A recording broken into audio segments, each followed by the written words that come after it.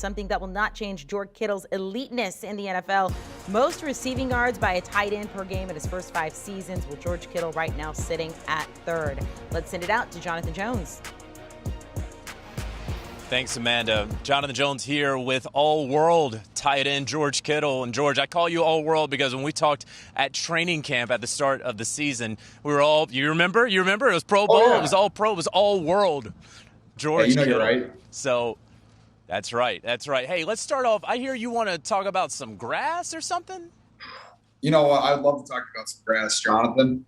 My friends over at Pennington, who they specialize in grass, and they saw me in a bunch of my interviews throughout the season, kind of complaining about turf fields and, the wear and tear they make on your body. And it seemed like a pretty easy partnership for me. It was a partner with these guys. And, there's 16 NFL stadiums that have grass in them.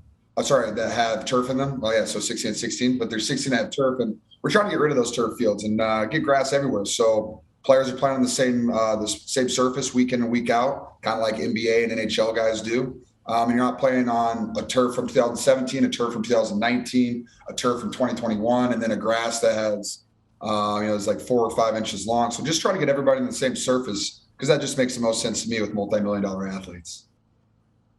Yeah, George, I remember when you guys, I believe you were playing out in the Meadowlands last season against the Giants, and there was that slew of injuries out there on that turf field. Have you noticed a drop in your play when it comes to playing on turf?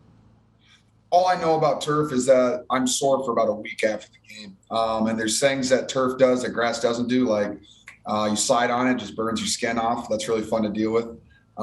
Just the constant hitting of it because there's cement underneath it, and so whether that's your ankles, your Achilles, your feet, your knees, all your joints, just a little bit more sore, more painful. And just, in regards to performance and level of play, guys are more sore than they can't do all the things that you want to see on TV. So why not put them on grass where they feel better, their bodies are more healthy, and guys are sustaining for the entire duration of the season. All right, so we're talking about grass with a man with a bun, and so now let's move on to football. This man with a bun plays football incredibly well, and you played against both of these teams that are playing in Super Bowl 56. And so how do these two match up?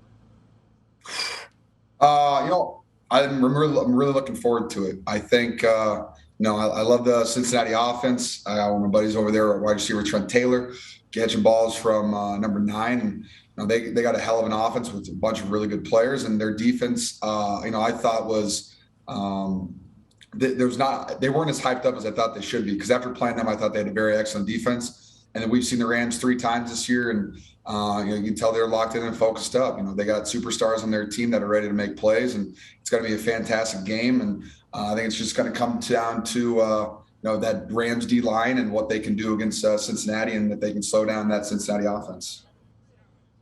And so let me just go ahead. We normally like to save this for the end, but since we're talking about the game right now, you got to get your prediction for Super Bowl 56. Wow, prediction? I never predict these games, man. But I'll give you. I really do. I think the Rams are going to win at home, just because of I'm a huge fan of Cooper Kupp, and I think that guy's pretty unstoppable right now. And with that Rams D line, I think they're excellent. But I do think it's going to be one hell of a football game.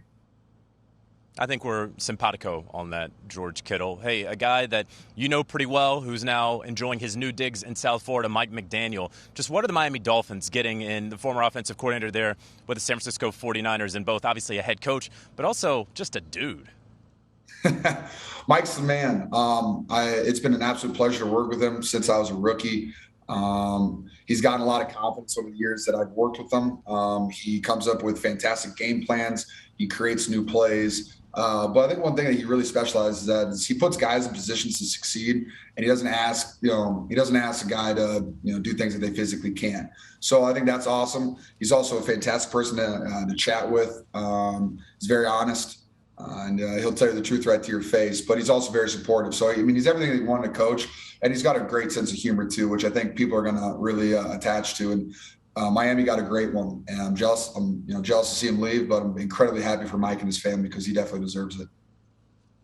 From a guy who has left the building to a guy that all reports are indicating a lot of noise and talk out of that building that Jimmy Garoppolo will not be there with the San Francisco 49ers next season. I thought that Jimmy has handled this entire situation ever since the Niners traded up to ultimately secure Trey Lance. I think he's handled it with absolute dignity and class. From my perspective, just what's it been like from your perspective? The questions that you've been asked for months about it, seeing him in the locker room, how he's had to handle such a very strange, honestly strange situation. What's been your look and take on that?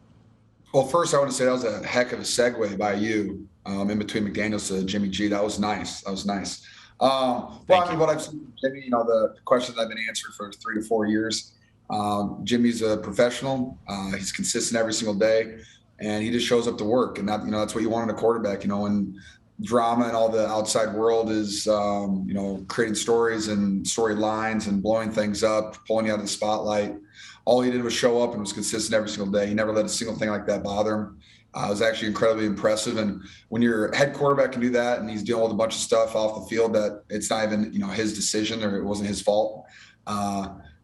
It's really impressive, and it really sets the tone in the locker room, and it sets the standard about how everyone else has to react to things that happen outside the building, and just kept us definitely more locked in this year, especially the way he was playing. George Kittle, the Pro Bowl tight end, the All-Pro tight end, the All-World tight end. George, we really appreciate the time. Thank you very much. I appreciate you, Jonathan. Not sure if I have a great segue because that was very good by Jonathan Jones. Jonathan Jones, one of our many analysts who are out there for Super Bowl 56 live from LA. We have been there since last weekend. We will continue to be there for you throughout the Super Bowl. We have betting props, we have storylines, fantastic interviews like you just saw there with George Kittle. Make sure to keep it right here on HQ. Presented by Verbo. Do you want a sports network that delivers everything that matters about the game? The highlights, the picks, the instant analysis, no yelling, no fake debates, no politics. Hit the subscribe button and never miss a moment.